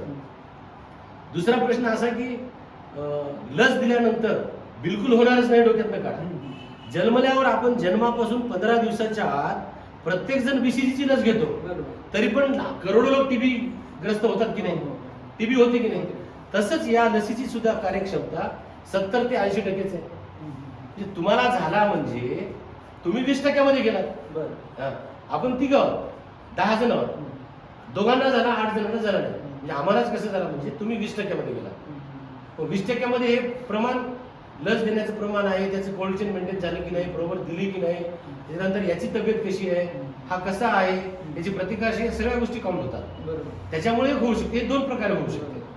आणि लस जी आहे, लस घेतल्यानंतर रेस्ट करायला पाहिजे, 4 दिवस तरी रेस्ट करायचे, त्यानंतर काही त्रास झाला तुम्ही कामाला जाऊ शकता. सर, बरेच जणांचं असं मत आहे की ज्यांना आधीपासून काही वेगवेगळे आजार आहेत, कोणाला किडनीचा आजार असू शकते, कोणाला लिव्हरचा आजार असू शकते, कोणाचा बायपास झालेला असेल, असं बरेच ज्यांचं ऑपरेशन काही झालेलं असेल, मेजर ऑपरेशन कोणाचं झालेलं असेल, तर अशांनी लस घेतली पाहिजे का? ज्यांना शुगर आहे, BP आहे, अशांनी? बिलकुल, यांनी तर सगळ्यात आधी घेतली पाहिजे. शासनाने हे काम चांगलं केलं की आजारग्रस्त लोकांना आणि 65 वर्षाच्या वरच्या लोकांना आधी दिली लस. आता आपल्याकडे सरासरी आयुष्यभर आता 65 आहे, त्याच्यामुळे आपल्याकडे ही क्रायटेरिया समजून 65 वर्षाच्या वरच्या लोकांना आधी लस देण्यात आली. दुसऱ्या टप्प्यामध्ये ती वयोमर्यादा कमी केली, आता या 1 तारखेपासून सगळ्यांना देण्यात येत आहे. पण आजारी लोकांची प्रतिकारशक्ती कमी असते, त्यामुळे त्यांना आधी घेणं आवश्यक आहे. आणि तुमचा कुठलाही आजार असो त्याला घेणं आवश्यक आहे. पण कुठलीही मेडिसिन चालू असताना, थायरॉइड असेल, डायबिटीज असेल, BP असेल, TB असेल, HIV असेल, दमा असेल किंवा अजून कुठले असते आजार, त्यानंतर बऱ्याचदा मला बायका विचारतात, मुली विचारतात, मला पाळीत चालू लस घेतली पाहिजे. पाळीत सुद्धा लस घ्यायची, पाळीचा याचा काही संबंध नाही. पाळी ही नैसर्गिक प्रक्रिया आहे, दर महिन्याला येणारी. पाळीत बिलकुल घ्यायची काही संबंध नाही. तुमच्या गोळ्याही बंद करू नका, नेहमीची औषधीही घ्या, नेहमीचं पथ्यही पाळा आणि पाळीमध्ये सुद्धा लस घ्या. फक्त गरोदर महिला, स्तनपान करणाऱ्या महिलांनी, 18 वर्षाच्या आतली मुलं, 3च गोष्टी याला वर्ज्य आहे. बाकीचे कोणी घेऊ शकतो, कोणी घेऊ शकतो. लस घेऊ शकतो.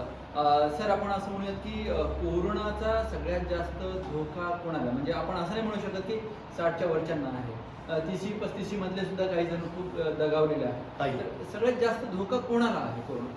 मी म्हणेन 65 वर्षे किंवा म्हातारे. तर बाहेर देशामध्ये वृद्ध लोकांची संख्या जास्त आहे, मरत नाही, कारण आपल्यासारखी जीवनशैली नाही त्यांची, त्यांच्याकडे आयुष्यमध्ये जास्त आहे. पण 80, 90, 100 वर्षापर्यंत सरासरी वाचतात ते. आपल्याकडे 65 वर्ष आयुष्यामध्ये त्या सरासरी धरली तर आपल्याकडे 65 वर्षाच्या वरील लोकांना जास्त धोका आहे. आणि अशा लोकांना सहसा वृद्धाप्य काळातले जे आजार असतात, जसं शुगर आहे, BP आहे, थायरॉइड आहे, वाताचे आजार आहे, TB आहे, दमा आहे, हे आजार असतात. त्यामुळे या लोकांना घेण्याची गरज जास्त आहे. आणि नॅचरली यांची प्रतिकारशक्ती कमी असल्यामुळे यांना घेण्याची गरज जास्त आहे. पण ह्या लोकांना धोका आहे असं नाही. कुठल्याही वयामध्ये आजार झाला आजार झाला, हे आजार आता आजकाल लाईफस्टाईलमुळे 20-30 मध्ये सुद्धा शुगर होते. प्रत्येक वयामध्ये ज्यांना उशिरा दाखवलं, उशिरा उपचार केला तर सगळ्यांना धोका आहे. मी आता पाहतो 20-30 वर्षाची लोक जातात, 3-3, 4-4 दिवसामध्ये जातात. त्याच्यामुळे वय हा काय क्रायटेरिया, विशेषतः दुसऱ्या लाटेनंतर तरुण वर्ग जास्त बळी पडतो, ओव्हर कॉन्फिडन्स मध्ये जातो. मी डॉक्सी खाल्ली, मी आयव्हरमेक्टिन खाल्ली, मला गरज नाही, बिंदास राहतो, जोपर्यंत त्याला निमोनिया होत नाही तो येतच नाही. असं बरोबर आहे सर. दुसरी गोष्ट अशी आहे की बरेच जणांचं असं मत असतं की मला एकदा कोरोना होऊन गेला, माझ्यामध्ये अँटीबॉडीज तयार आहेत, त्यामुळे आता मला लस घ्यायची गरज नाही आहे. तर ज्यांना कोरोना होऊन गेला त्यांनी किती दिवसात लस घेतली पाहिजे? तर कोरोना होऊन गेल्यानंतर त्याच्या शरीरामध्ये साधारणतः 7व्या दिवशी 7व्या-8व्या दिवशी अँटीबॉडी तयार होतात, प्रतिपिंड, त्या आजाराला फाईट करण्याची जी शक्ती मी मगाशी बोललो.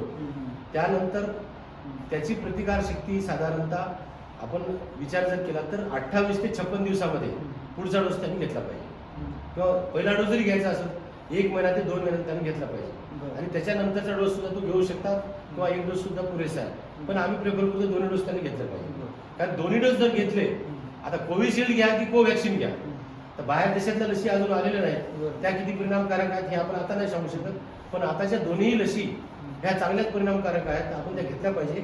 दोन्ही लसी कुठल्याही मिळतील त्या घ्यायच्या, आणि या लसी जर घेतल्या आणि 2 डोस घेतले तर यातून निर्माण होणारी प्रतिकारशक्ती ही चिरकाळ टिकणारी आहे, किंवा खूप वर्ष टिकणारी आहे. त्याच्यामुळे हे लसी आपण घेतल्या पाहिजे. आणि घेतल्यानंतर आजार जरी झाला तर तेवढी तीव्रता त्याची राहत नाही. म्हणजे तुम्हाला एक तर सिरियस होणार नाही, सिरियस झालं तर ICU लागणार नाही, ICU झालं तर तुमचा मृत्यू होणार नाही. त्याच्यामुळे लस घेतली तर आपल्याला फायदेशीरच आहे, तोटा काहीच नाही. लसीबद्दल इतकी अवास्तव भीती लोकांनी निर्माण केली.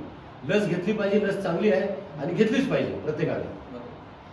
सर, या कोरोनामध्ये अजून एक सगळ्यात मोठी गोष्ट आहे म्हणजे ऑक्सिजन. बरेच जण ऑक्सिजन मीटर आता सगळेजण बरेच जणांच्या घरी आहे आणि ते चेक करतात, आणि मग त्यांना व्यवस्थित मार्गदर्शन त्याच्याविषयी नाही की ते कसं यूज केलं पाहिजे, ऑक्सिजन आपलं किती असलं पाहिजे, किती कमी झाल्यावर आपण डॉक्टरांशी सल्ला केला पाहिजे, त्यांच्याशी बोललं पाहिजे, या संदर्भात तुम्ही काय सांगा? आता बऱ्याचदा मी काही व्हिडिओ ऐकले की 95 पर्यंत असेल तरी तुम्ही घरीच थांबा. साधारणतः कोणाचे ऑक्सिजन 98, 99, 100च असतं. 100 कधी दाखवत नाही, पण ऑक्सिमीटरवर 100 कधी दाखवत नाही, सहसा रेअरली 98, 99च दाखवत. पण मी म्हणेल आज तुमचं 98 आहे, उद्या 97 होते, 96 होते, 95 होते. डिक्रीजिंग ट्रेंड म्हणजे कमी कमी होत असेल तर तुम्ही शंका घ्या की तुम्हाला बाधा तर नाही ना, तुम्ही लगेच डॉक्टरला भेटा. तुमचं आज 95 आहे, उद्या 95 आहे, परवा 95 आहे, स्टेबल आहे, ठीक आहे, तुम्हाला असू शकते तेवढंच आहे. पण तुमचं कालच्यापेक्षा आज कमी होत आहे, उद्यापेक्षा अजून परवा कमी होत आहे, तर नक्की तुम्ही शंका घ्या आणि डॉक्टरला भेटा. पण मी आज पाहिलंय की माझ्याकडे एक विशाल नावाचा पेशंट होता, त्याला दम लागायला, बोलता सुद्धा आहे ना, कॅबिनमध्ये बसताना त्याला बसला तर बोलायला दम लागायला. आणि तुमचं ऑक्सिजन खूप लेवल कमी दिसते बोलताना. नाही माझं चांगलं आहे, पोटात ऑक्सिमीटर लावून झाले का 98 आहे. माझं ऑक्सिमीटर लावून पाहिलं. बाजारात ऑक्सिमीटरचा पण काळा बाजार झाला. जे 100-200 रुपयाचे फालतू ऑक्सिमीटर 1500-1400ला विकतात. ते रिडिंग बरोबर त्याच्यात साधी काडी खूप असली तरी चालू आहे. जे व्हायरल झाले की सोशल मीडियावर व्हिडिओ, ते असेच ऑक्सिमीटर. आम्ही जे स्टँडर्ड वापरतो ते तसं होत नाही. डॉक्टरच्या सल्ल्याने घ्यायचे ना, डॉक्टरचा धंदाच नाही ना. आपल्या फॅमिली डॉक्टर म्हणजे फॅमिली पेशंटच समजतो, त्याला फॅमिली मेंबरच समजतो. सांगणार मी या दुकानातून तुम्ही चांगले घ्या, तर त्या ऑक्सिमीटरवरून रिडिंग करेक्ट. मग त्याचं पहिलं 98, माझ्या ऑक्सिमीटरवरून पाहिलं तर त्याचा ऑक्सिजन लेवल 89 होतं. तुमचं ऑक्सिजन तर 89 आहे, परत 3दा 4दा 5दा चेक केलं 89च दाखवते. म्हणजे ऑक्सिमीटर आपण काय या संभ्रमात राहतो की माझं ऑक्सिमीटर 98 दाखवायला, माझे ऑक्सिमीटर 99 दाखवायला, म्हणजे मी ओके आहे. डॉक्टरचा सल्ला घेणं हाच एक सर्वोत्तम उपाय. आणि बऱ्याचदा मॉनिटर जे असतात, हॉस्पिटलला मॉनिटर ठेवले असतात, ऑक्सिमीटरमध्ये सुद्धा एक 8-9% त्रुटी असू शकतात. मॉनिटर जे असतात ICU मध्ये किंवा आता आम्ही OPD ला पण मॉनिटर ठेवतोय, ती करेक्ट रिडिंग दाखवतो, चुकत नाही. 98 तर 98, 99 तर 99. त्याच्यामुळे आपण डॉक्टरचा सल्ला घ्यायचा, त्यांच्याकडून ऑक्सिजन चेक करून घ्यायचं. घरी चांगल्या प्रतीचा ऑक्सिमीटर ठेवून त्याला चेक करायचं. दुसरी गोष्ट 6 मिनिट वॉकचं ते एक निघालेलं आहे. आता आपण आपल्या बोटावर ऑक्सिमीटर लावायचं. सर्वात प्रथम तुमचं ऑक्सिमीटर चांगलं पाहिजे.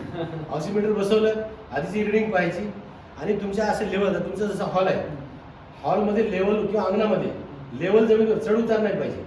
खूप फास्ट चालायचं नाही, खूप हळू चालायचं नाही. तुमचा टाइम वॉच लावायचा. एक समजा 12 वाजता सुरू केलं किंवा 6 वाजता सुरू केलं, 6 वाजून 6 मिनिटापर्यंत चालायचं, नंतर चेक करायचं. मग कमी होते का जास्त होते का तेवढंच राहते. तर त्या डिफरन्स असेल तर तुम्ही डॉक्टरचा सल्ला घ्यायचा. याला 6 मिनिट वॉक चेकिंग म्हणतात, असं लक्षात. बरोबर. ही एक चांगली टेस्ट आहे. कोणी घरी त्याला काही लागत नाही, घरी करू शकतो. सर आपण जाता जाता एक छोटंसं तुमचा एक अनुभव आम्हाला ऐकायचा आहे की तुम्ही एवढं जे सरांचं एक सिटी स्कॅन बद्दल मला सांगायचं राहिलं की सिटी स्कॅन पण इतक्या लवकर करतायत लोक. आमच्याकडे डायरेक्ट सिटी स्कॅन घेतो. आता सिटी स्कॅनचा सल्ला घ्यायला लोकांना गरज वाटत नाही. मला लागण झाली 1 तारखेला, 5-6 दिवस ते लक्षणच नसतात. 5-6 दिवस जंतू याच्या वरच असतात, सायनस. कारण त्याचं घुसण्याचं ठिकाण, जंतूचं घुसण्याचं ठिकाण नाक आहे. मेन मुख्य तोंडातूनच जातात, डोळ्यातूनच जातात, पण मुख्य त्याचा स्रोत जो आहे, कारण त्याची तो आजार जो आहे तो रेस्पिरेटरी सिस्टीमचा आजार आहे. श्वसन संस्था म्हणजे श्वसन संस्था कुठून सुरू होते, नाकापासून फुफ्फुसापर्यंत. तर त्याचा आवडती जागा ही आहे, तिथूनच का त्याची आवडती जागा आहे, त्यात जंतूचा प्रश्न आहे. तो इथून जातो आणि फुफ्फुसामध्ये तो बाधा करतो. तर काही दिवस तो इथंच राहतो. मग इथं असताना तुम्हाला लागण झाली, समजा सर्दी खोकला झाला, नाही मग न्यूमोनिया झाला की मग मी मरेल. मग लागण झाली किंवा त्याचं आरटीपीसीआर पॉझिटिव्ह तो न बोलता डायरेक्ट सिटी स्कॅन करून येतात. CT scan no any significant abnormality लिहिलेलं असतं किंवा विदिन नॉर्मल लिमिट, म्हणजे काहीही नाही. तुमच्या छातीत काहीही नाही म्हणजे तुम्हाला कोरोना नाही हे डोक्यातलं काढा.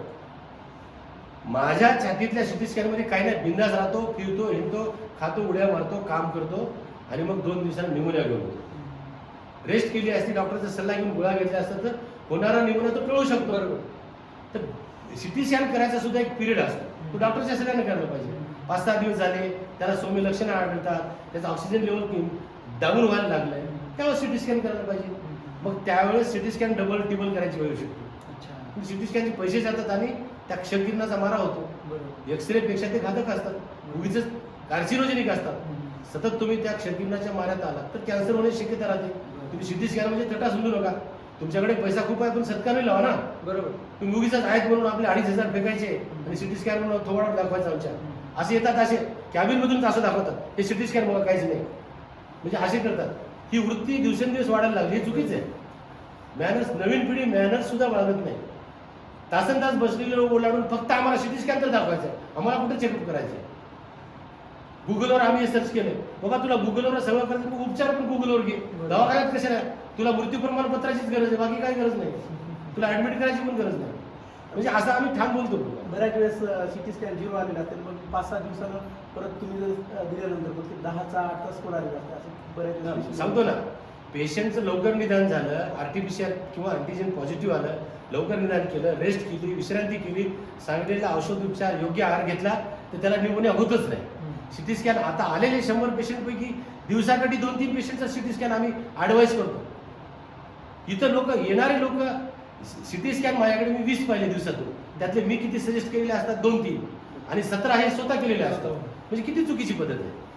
म्हणजे असा प्रघात असा सगळं चालू आहे.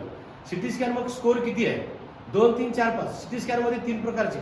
कोराड जो आहे तो 5 असेल तर तो, 4 असेल तर कोरोना असू शकतो, नसू शकतो, म्हणजे इतर इन्फेक्शन असू शकतं. 5 कोराड आहे म्हणजे 100% त्याला कोविडच आहे. आणि त्याच्यामध्ये 3 प्रकारची सिव्हिरिटी दाखवलेली आहे, सौम्य, मध्यम आणि तीव्र. 1 ते 7 जे आहेत ते सौम्य असतात.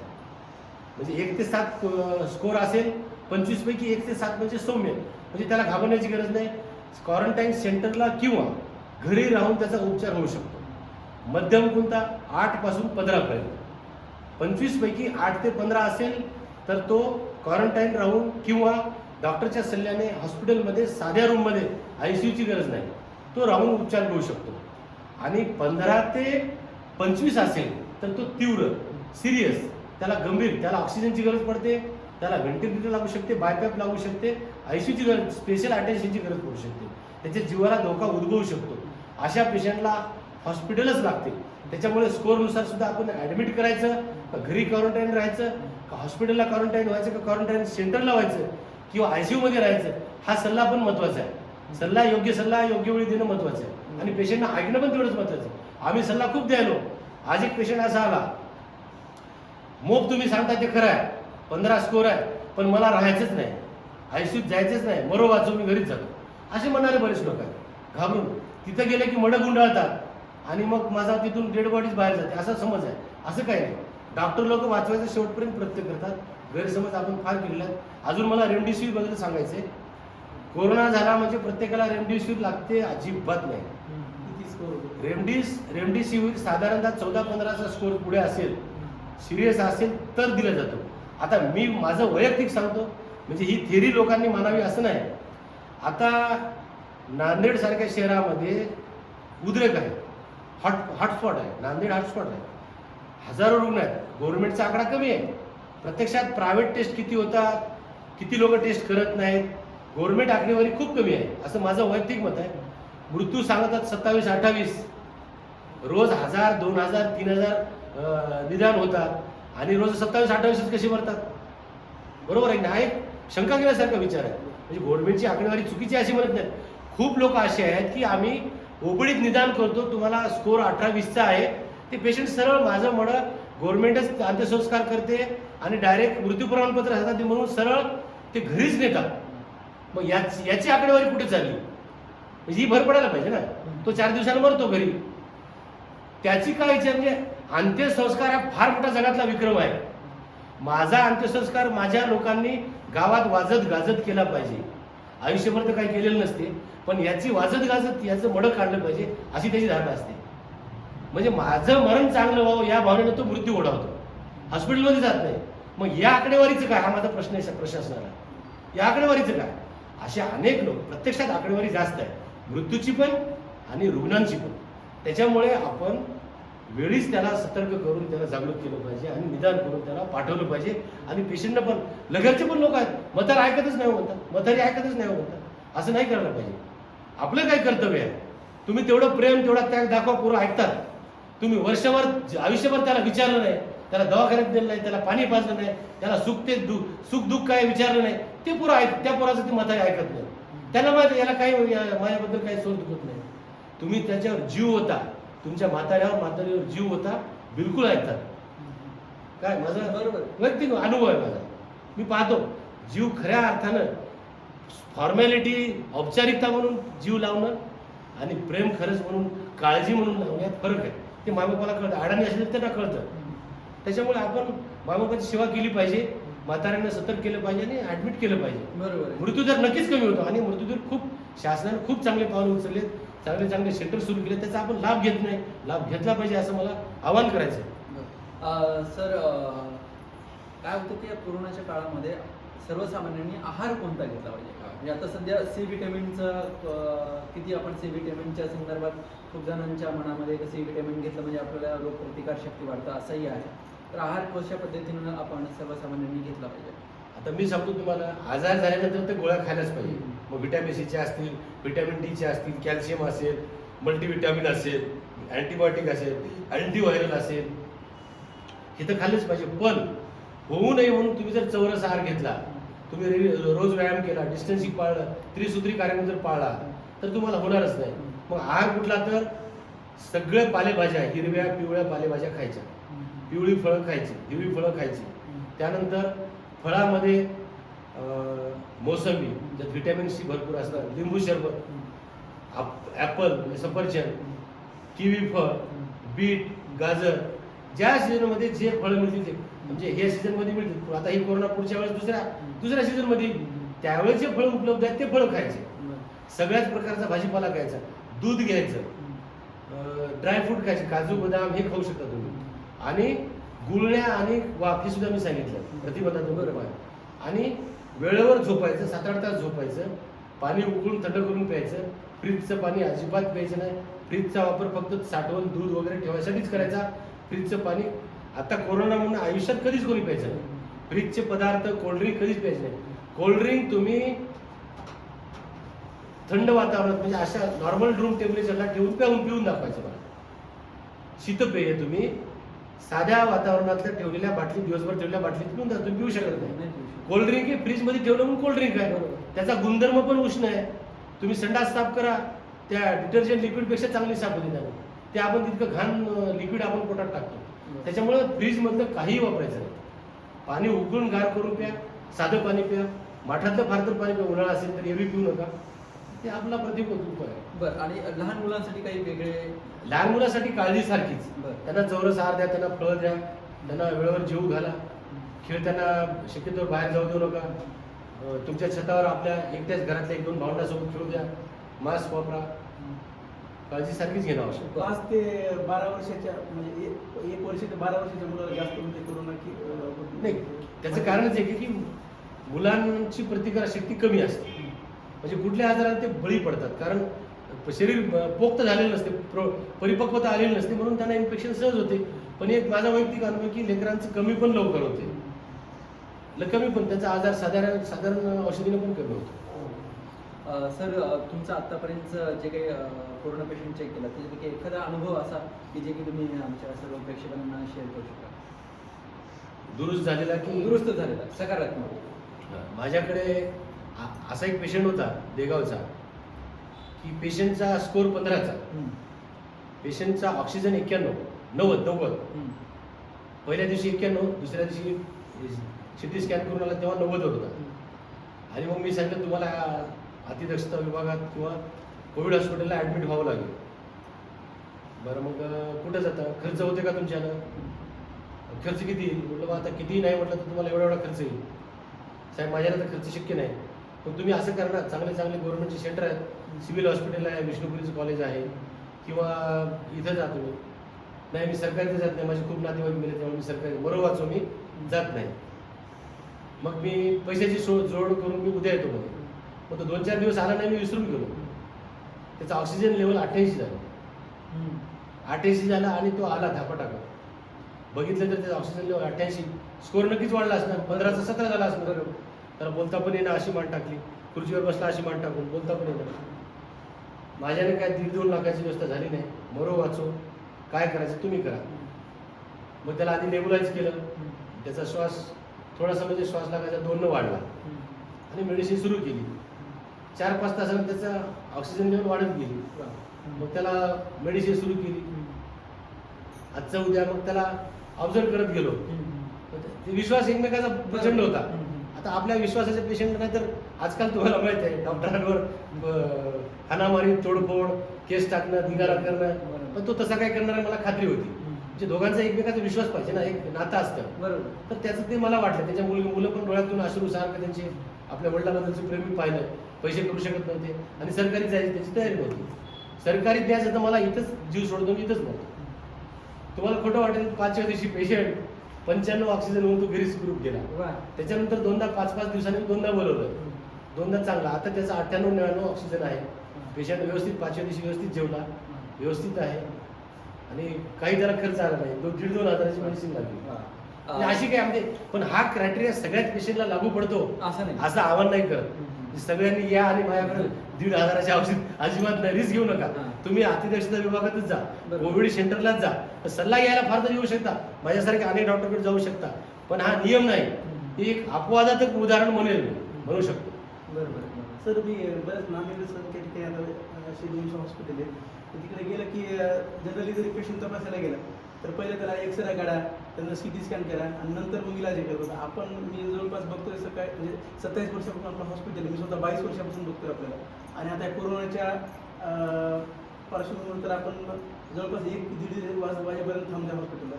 आपल्या इथं कुठल्याही म्हणजे आपण असं कुठल्याही ठिकाणी न घाबरता आल्यानंतर स्वतः व्यवस्थित चेकअप करून आणि त्यांना मानसिक समाधान देऊन अर्ध्याच्या वरी म्हणजे ते पेशंट तिथंच बरा होते.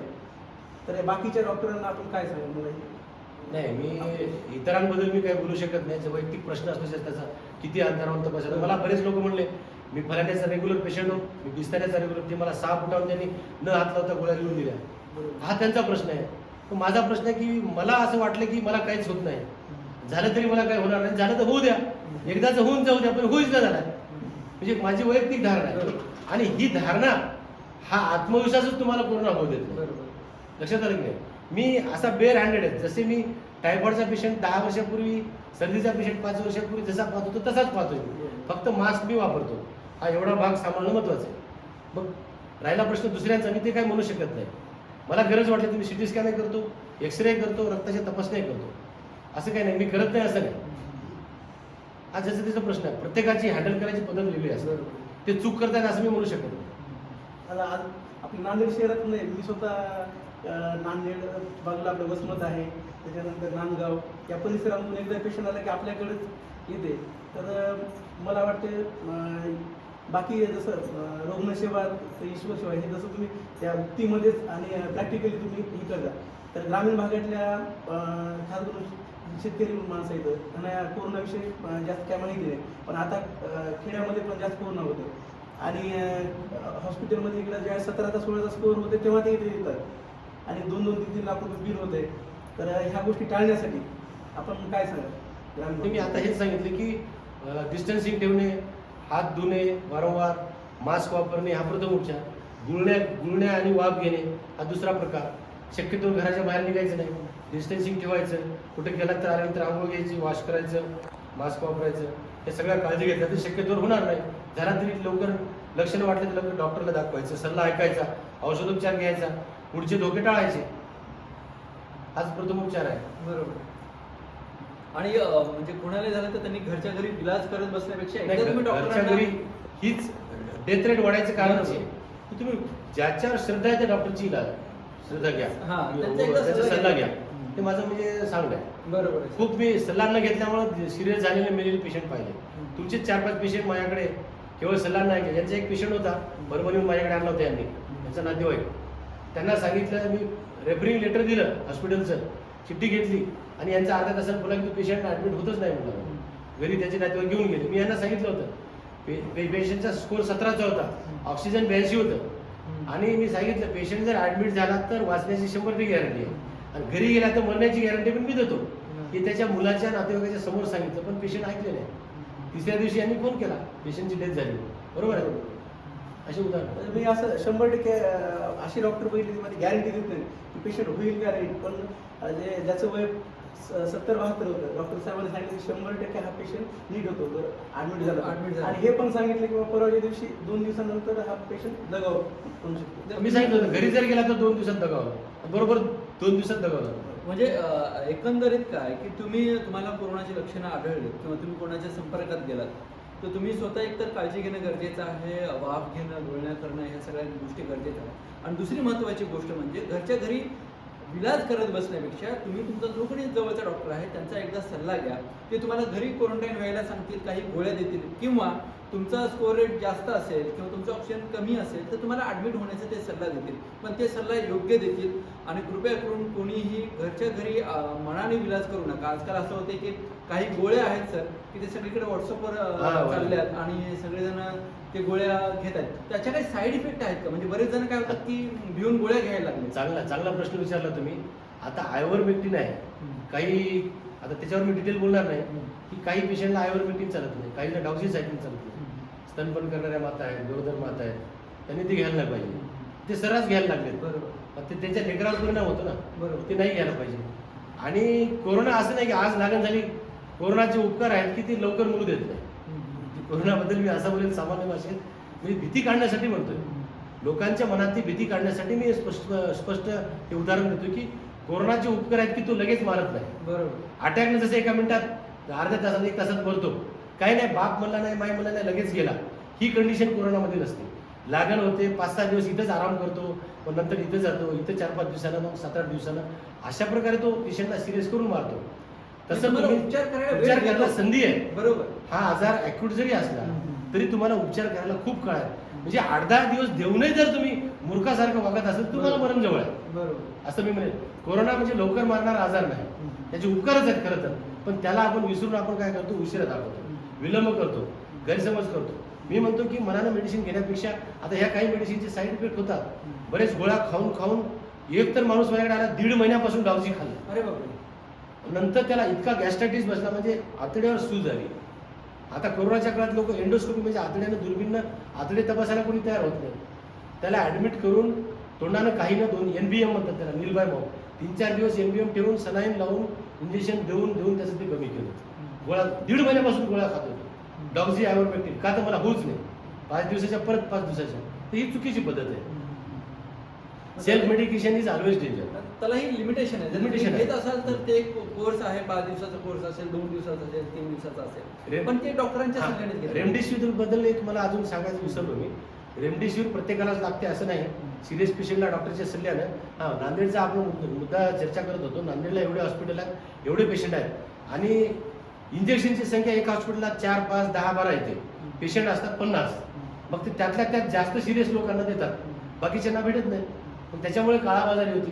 काळाबाजारी कशी व्हावी हा एक प्रश्न आहे. बरोबर. एका हॉस्पिटलला 5च इंजेक्शन भेटतात, मग हे काळाबाजारी कुठून येत आहे हा एक प्रश्न आहे.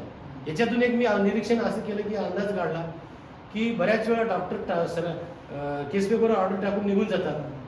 स्टाफ देतो की नाही त्याचे खपवतो का आणि बाहेर निघतो का हा एक शंका आहे. बरोबर. आणि हीच शक्यता जास्त आहे. बरोबर आहे. मेडिकलवर बाहेर तर भेटतच नाही. बरोबर. याचा सप्लाय फूड अँड ड्रग आणि कलेक्टरच्या निगराणीखाली त्यांनी एक त्याची समिती नेमली. त्यांच्या निगराणीखाली कोविड हॉस्पिटललाच होते सप्लाय. मग हे इंजेक्शन येतात कुठून? तर हा स्टाफ मार्फत हा काळ्या बाजारातून असं म्हणजे त्या पेशंटला आता पेशंटसोबत काय पेशंट मास्कवर असं डोळे भेटून आहे त्याला इंजेक्शन टिक केलंय की पेशंटला दिलं गेलं, पेशंटला दिलं जात नसेल. हा एक. आता रेमडेसिवीरला अजून एक बोलायचं आहे की न भेटल्यामुळे काही पेशंट असेच दुरुस्त होऊन गेले. बरोबर. म्हणजे रेमडेसिवीर लागतेच हे डोक्यातनं काढायला पाहिजे. मिळायला चांगली गोष्ट आहे. अमेरिकेने तर रेमडेसिवीर बंद केलं. तेवढा रोल नाही म्हणून त्यांनी बंद, त्याला बॅन आणले त्यांनी. पण आपल्याकडे काळा बाजार होण्याचं कारण आपण त्याला वाजवीपेक्षा जास्त. मला तर एक पेशंट सांगितलं पुण्याला, इथं 1 लाखाला मिळतंय, तुम्ही 5-50 हजारात मला घेऊन द्या 4-5 इंजेक्शन, वाटल्यास तुम्ही ठेवा 10,000 एक्स्ट्रा. माफ करा, असं काय होत नाही, आम्ही करत नाही आणि आमच्याकडे असे इंजेक्शन भेटत नाही. 1 लाखाला एक इंजेक्शन घेऊन त्यांनी 2 पेशंटला 2 दिवस दिले, 3रा 4था 5वा डोस त्यांना नव्हता. म्हणजे असा काळा बाजार. पैसेवाल्या माणूस पाहून त्याचा डोस ठरवतात, रेट ठरवतात. आपल्याकडे नांदेडला 10-20 हजाराला गेले इंजेक्शन. हे चुकीचं आहे. बरोबर. म्हणजे पैसा जर तुमचं सर्वस्व असेल तर काही कर्तव्य पाप पुण्य काय आहे की नाही. बरोबर. अशी लोक करतात जी अतिशय चुकीचं आहे. म्हणजे प्रत्येक पेशंटला रेमडेसिवीर द्यावंच लागेल असा जरूर भाग नाही. सिरियस पेशंटला डॉक्टरच्या सल्ल्याने पुन्हा रेमडेसिवीर सुद्धा काही पेशंटला चालत नाही. त्याचं किडनी लिव्हर फंक्शन वगैरे टेस्ट करायला पाहिजे. काही आजार आहेत का त्याचे आलं म्हणजे रेमडेसिवीर टोचा ही चुकीची पद्धत आहे. डॉक्टर तसं करत पण नाही. म्हणजे आपण धारणा करायची नाही की त्याला रेमडेसिवीर लागलंच पाहिजे. त्याला सबस्टिट्यूट टॅबलेट पण आहेत ना, फॅबिफ्लू आहे, फेबिगार्ड आहे, बऱ्याच गोळ्या आहेत, तुम्ही ते घेऊ शकता. काही जणांचं असं म्हणणं आहे की कोरोनावर विलाजच नाही. तर कोरोनावर विलाज आहे की नाहीये, जर असेल तर नेमकं कशा पद्धतीने तो वर्क होतो? हे वाक्यच मुळात चुकीचं आहे. कुठल्याही आजारावर अति झाल्यावर इलाजच नाही. बरं. तुम्ही ऐकलंय संडास होऊन मेला, मलेरियाने मेला, डेंग्यूने मेला, टीबीने मेला, हे पण ऐकलं आणि वाचतात हे पण ऐकलेलं आहे. म्हणजे कुठलाही अतिरेक झाला, उपचार नाही घेतला किंवा उपचार चुकला किंवा विलंब झाला तर कुठल्याही आजारात माणूस मरतोच. अटॅकनं पण वेळीच जर त्याला ऍडमिट केलं आणि जे काय उपचार आहे ते बरोबर केलं तर अटॅकनं पण वाचतात आणि मरतात सुद्धा. कोरोनाचा पेशंट वाचतो म्हणजे वाचतो, फक्त शेवटच्या क्षणाला तो गेला, खूप लेट झाला, त्याच्या बॉडीला रिस्पॉन्स दिला नाही. म्हणजे कोणते पेशंट रिस्पॉन्स देत नाहीत? किडनी आजार किंवा टीबी किंवा दमाचे आजार, शुगर, बीपी या लोकांची प्रतिकारशक्ती कमी असते. अशा लोकांमध्ये रिस्क जास्त राहते आणि त्या लोकांना उशिरा जर नेलं, न्यूमोनिया जास्त झाला किंवा त्यांचा स्कोर जास्त आहे, अशा पेशंटला इलाज होत नाही किंवा उशिरा ते होतात किंवा मरतात. त्याच्यामुळे इलाज होतच नाही ही चुकीची धारणा. इलाज होतो, हमखास होतो, फक्त कोणत्या कंडिशनमध्ये मरतात ते मी विश्लेषण दिलेलं आहे. म्हणजे त्यासाठी तुम्हाला खूप सुरुवातीच्या काळामध्ये तुम्हाला डॉक्टरांकडे यावं लागेल. म्हणजे तुम्ही 100% तुम्हाला काही होणार नाहीये, तुम्ही 100% वाचणार. तुम्हाला कोरोना झाला म्हणजे तुम्ही मरणार, असे हा जो धारणा आहे ते तुम्ही मनातून काढा. दुसरी गोष्ट ही आहे सर की आपण शेवटाकडे आलो, शेवट करूया. दुसरी गोष्ट ही आहे की बऱ्याच जणांचा टेस्टवर सुद्धा विश्वास नाही. त्यांचं असं म्हणणं आहे की हे टेस्ट सुद्धा खरे नाही आहेत. म्हणजे कोणाचे टेस्ट केले तर पॉझिटिव्ह येत आहेत किंवा ज्यांना लक्षण दिसतात त्यांची टेस्ट केले तर कदाचित त्यांची एखाद्या वेळेस पॉझिटिव्ह येत नाही. या संदर्भात काय सांगाल तुम्ही? आता अँटीजेन टेस्ट जी आहे ती साधारणतः 40 ते 50% रिलायबल आहे. म्हणजे अँटीजेन टेस्टमध्ये पॉझिटिव्ह आलं म्हणजे आहेच, पॉझिटिव्ह आलं म्हणजे आहे, त्याला कोरोना आहेच. पण निगेटिव्ह आलं म्हणजे नाही असं नाही. बरं. कारण त्याची मर्यादा आहे, 50% आपण मर्यादा आहे. मग अशा केसेसला आपण आरटीपीसीआर करू. आरटीपीसीआर सुद्धा 80% पर्यंत त्याची मर्यादा आहे. म्हणजे आरटीपीसीआर मध्ये नाही म्हणून नाही असं नाही. मग अशा पेशंटला आपण तोपर्यंत माझ्या टाइम जातो आणि त्याच्या न्यूमोनियापर्यंत पेशंट पोहोचू शकतो. मग अशा वेळेस खात्री करण्यासाठी आपण त्याचा सिटी स्कॅन करतो. बऱ्याच वेळा सिटी स्कॅन मध्ये नाही, आरटीपीसीआर मध्ये नाही, अँटीजेन मध्ये नाही, पण डॉक्टरला वाटतं तेच खरं आहे. As decided by doctor, as advised by doctor.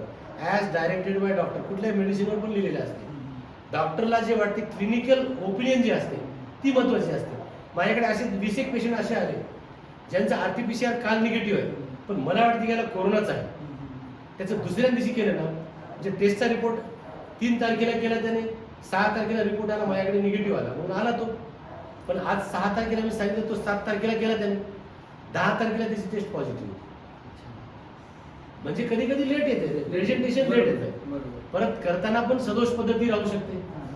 आता मी पाहिलं टेस्ट करताना, मी बऱ्याच वेळा मी ऑब्झर्व करायला गेलो सेंटरवर, ते आपल्याला होऊन तो काय करतोय, त्याच्या घशात टाकतोय असा, इकडे फिरवतो तो, इकडे फिरवतो, त्याचं तोंड इकडे आहे. म्हणजे चुकीची पद्धत आहे ना. तुमच्या तोंडावर मास्क आहे, तुम्ही चांगलं दुरून पाहताय, तुम्ही टेस्ट बरोबर फिरवा ना, त्याच्या घशात तो गेला पाहिजे. म्हणजे जिथं ते व्हायरस असतात तिथं ते स्वाब गेला पाहिजे. तो वरवरच फिरवतो. पेशंटला काय माहिती, पेशंटला काहीच माहित नाही. तो भिवून येतो, मागा त्याची काडी मध्ये चालली, त्याचा कसा म्हणजे ते दूरच होतं. म्हणजे ही एक सदोष पद्धती राहू शकते. ही एक शक्यता नाकारता येते असं मला वाटतं, आणि ती करेक्टच आहे. त्याच्यामुळे आपण डॉक्टरवर शेवटी तुम्हाला डॉक्टरवर विश्वास करावा लागेल. डॉक्टरला वाटतं ना, मी 20 पेशंटचं आज माझ्याकडे यादी आहे, अशा पेशंटची यादी फोन नंबर सहित आहे. ज्यांना शंका आहे त्यांनी माझ्याकडे यावं, मी डायरेक्टली यादी दाखवतो. ज्यांचं पूर्वी निगेटिव्ह होतं आज पॉझिटिव्ह. सिटी स्कॅनमध्ये सुद्धा स्कोर नील आहे, पण त्याचं पॉझिटिव्ह आहे. आणि ते नंतर ओरल थेरपीने म्हणजे तोंडी घेणाऱ्या गोळ्यानेच ते दुरुस्त झाले. त्याच्यामुळे डॉक्टरचा सल्ला हा फायदा असतो. म्हणजे तुम्हाला कोरोना झाला आणि ते तुम्हाला स्वतःहून थांबेल याची वाट न पाहता तुम्ही डॉक्टरांना भेटलं पाहिजे.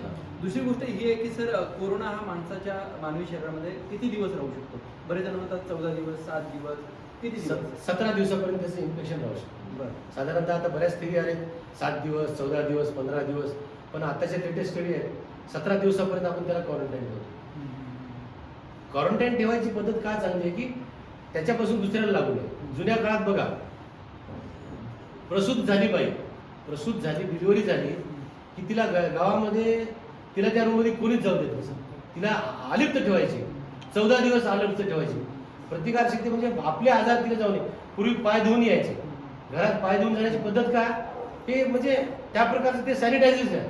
त्या काळात हातपाय तोडून धुवून जायचे. मध्ये बाळातीन बाईच्या रूममध्ये कोणी जायचं नाही. म्हणजे 14 दिवस तिला इन्फेक्शन आहे, म्हणजे 14 दिवसानंतर ती चांगली व्हायची आणि मग अन्नाला लागायची, बाहेर यायची. तर ही क्वारंटाईन ठेवण्याची पद्धत की तिच्यापासून दुसऱ्याचा आजार त्या व्यक्तीला जाऊ नये, त्याचा आजार दुसऱ्याला जाऊ. बरोबर. मला वाटतं की सर, आपण कार्यक्रमाचा समारोप करावा. बराच वेळ झाला, जवळपास आपण 1.5 तासापासून आपण ह्या सगळ्या गोष्टी. सर, तुम्हाला जाता जाता काय प्रेक्षकांना तुम्ही काय सांगता? बस हेच की काळजी घ्या, डिस्टन्सिंग ठेवा, दूर ठेवा अंतर एकमेकापासून, मास्क वापरा, चांगले मास्क वापरा. मास्क वापरण्याची पद्धत, तुमचं नाक कमीत कमी अर्ध नाक झाकलं पाहिजे, तोंड पूर्ण झाकलं पाहिजे. पोलिसाचा दंड आहे किंवा दंड लागतोय म्हणून वापरू नका, तुमची ती गरज आहे म्हणून वापरा. हनुवटीवर मार लावू नका. हनुवटी म्हणून पाहतो, हनुवटीवर मास्क असतं म्हणलं तरच. बोलताना सुद्धा आपल्या 2 व्यक्ती बोलताना एकमेकाचा चेहरा दिसावा, एक्सप्रेशन दिसावं म्हणून मास्क असं खाली केलं, ती चुकीची पद्धत आहे. बोलताना विशेष आपल्या ड्रॉपलेट इन्फेक्शन होतं, त्याच्यामुळे बोलताना तर मास्क पूर्ण नाकापर्यंत झाकलंच पाहिजे. आणि सॅनिटायझेशन करा आपल्या हाताचं नेहमी वारंवार. बाहेरून आलात तर कपडे चेंज करा, आंघोळ करा, सॅनिटायझेशन करा. आणि मनाने मेडिसिन घेण्यापेक्षा डॉक्टरला लवकर दाखवा. भले 2दा 3दा 4दा दाखवावं लागलं तरी चालेल. आणि मला माहिती आहे, काल येऊन गेला दुसऱ्यांदा त्याला बोलत आम्ही फीस घेत नाही. लोक फीसला एवढं का घाबरतात माहिती नाही तुम्हाला. तुमच्या आयुष्यापेक्षा तुमची फीसची किंमत जास्त आहे का? मला सांगा ना. नेहमीच्या पेशंटला फीस घेत नाही डॉक्टर. उद्या काल आलेला पेशंट आज घेत नाही कोणी फीस. मी तर कधी घेत नाही फीस. तो दररोज मी बोलवतो, बाबा तू ये. मी एक माणूसच ठेवला ऑक्सिजन चेक करायला. जे संभाव्य किंवा सस्पेक्टेड पेशंट आहेत, एक मी एक्स्ट्रा 4-5 मी एक्स्ट्रा कर्मचारी ठेवले. एकाचा किंवा फक्त तू ऑक्सिजन चेक कर. ऑक्सिजन कमी झालं तर मला सांगतात, नाही तर बाहेरच्या बाहेर पडू. त्याला पैसेही लागत नाहीत, त्याला नंबरही लागत नाही, फीसही लागत नाही. म्हणजे आपण तेवढी आपण करतो सुविधा. बरोबर, तेवढं स्वतःची आपण आणि काळजी घ्या. प्रत्येकाने एकमेकाची काळजी घ्या, डिस्टन्सिंग ठेवा. घरात व्यक्ती आहे तुम्हाला खूप प्रिय आहे, नवऱ्याला बायको खूप प्रिय आहे, नवऱ्याला बायकोला नवरा खूप प्रिय आहे, आई खूप प्रिय आहे, तरी तुम्ही काळजी घ्या. कारण त्या प्रिय व्यक्तीची काळजी घेण्यासाठी तुम्ही सदृढ पाहिजे, तुम्ही चांगले पाहिजे. तुम्ही आजारी पडलात. असे काही घरं पाहिलेत की त्या 5-5, 6-6 लोक माझ्याकडे आलेत, त्यांची काळजी घ्यायला त्यांना दवाखान्याला कोणी नाही. किती शेजारचा माणूस जायला तयार नाही, कारण त्याला कोरोना. पण त्यांनी मरायचं का सांगत. त्यापेक्षा तुम्ही काळजी घ्या. एक व्यक्ती आजारी पडला किंवा संभाव्य आजार दिसतोय ना, त्याला पटकन दाखवा काळजी घेऊन, आणि मग तुम्हाला तो होणारा धोका पुढचा कळेल.